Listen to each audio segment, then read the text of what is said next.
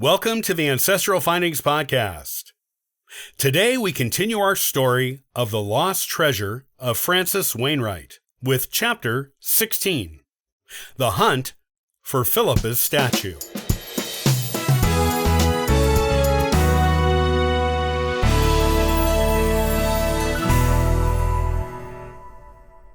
It was easy to figure out that the American Revolution was in full swing by the time Philippa's statue disappeared from the old cemetery maps.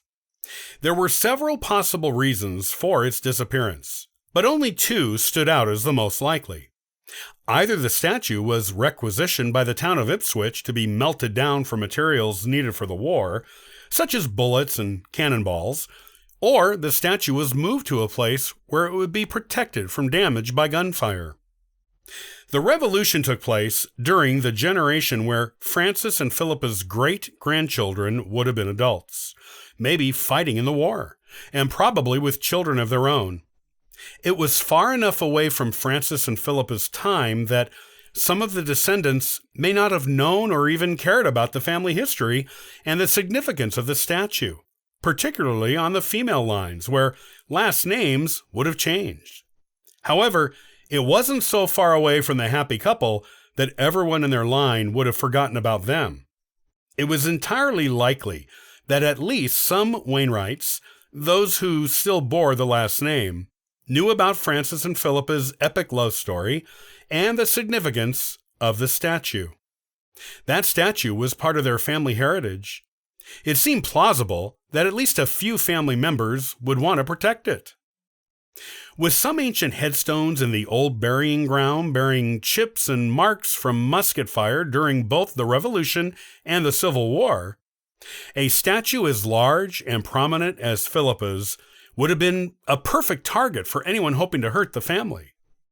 Its sheer size and noticeability made it more likely to be hit by a bullet or cannon than the smaller headstones.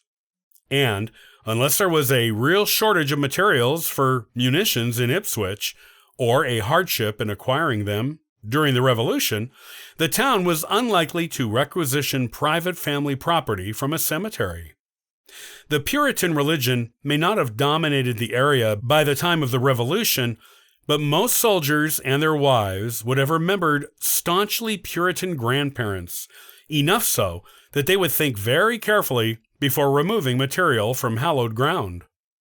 None of the Willick grandchildren recalled hearing about any particular hardship in the area that would warrant such desecration.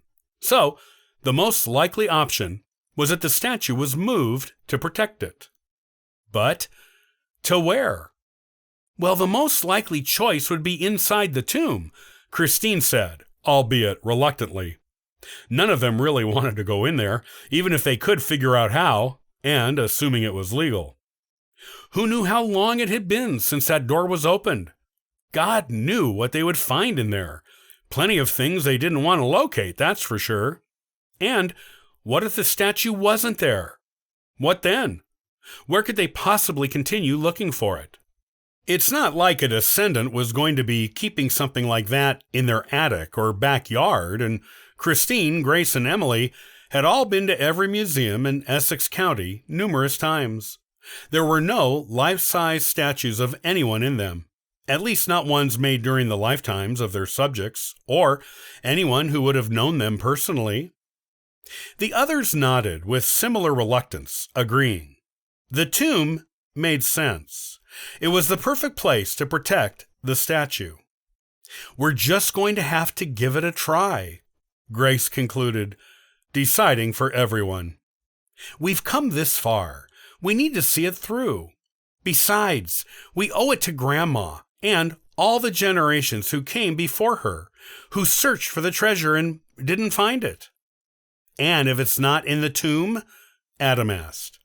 Well, we start looking through town records from the Revolutionary War to find out if it was requisitioned, Emily stated. You can't hide something that big and expensive from the records, James agreed. There has to be some record somewhere of what became of it. We'll find it.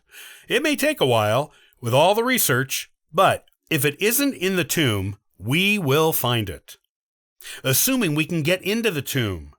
Christine reminded them. There was no better way to find out the legalities of entering a tomb in the old burying ground than asking, which is exactly what Christine did. The old woman behind the counter looked surprised and admitted in her 40 years of working at the town hall, no one had ever asked to enter one of the ancient tombs. She would have to research it and ask the cousins to wait. It took a while. Clearly, everyone in the building was working on finding the answer at one point. After about half an hour, the old woman reappeared, thanked them for their patience, and gave them the answer. Families usually have the keys, handed down through the generations, the woman said. Obviously, these are very old tombs, and no one has entered most of them in more than a century, so we can't expect every family to have retained their keys. Not every generation is interested in that sort of thing after all, especially newer ones who don't anticipate ever using the keys. They get thrown away and lost. Fortunately, we do have backups here, which I did not know. No one did, actually. One of my coworkers did the research and found out we keep them in a vault in the basement. Can we get the Wainwright key? Grace asked. The woman nodded. If you can prove your descent, yes. A city worker will also have to accompany you, as we don't want any grave robbing or vandalism going on. Not that I think any of you would do that, she was quick to add. Fortunately, I am not busy, and there are others who can fill in for me for an hour or two. So, I volunteered to go. All I need is to see your proof of descent. Christine had that on her, in her laptop case. Once the woman went over it, she nodded, disappeared again, and came back holding a large, rusty iron key.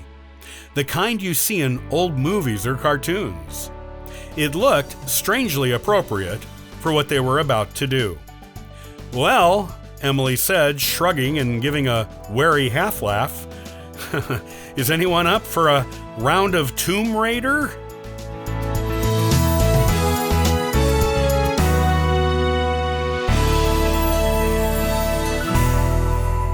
Hey, thanks for listening to the Ancestral Findings podcast. Looking for free resources to help you in your genealogy research? Visit ancestralfindings.com for that helpful information. Happy searching!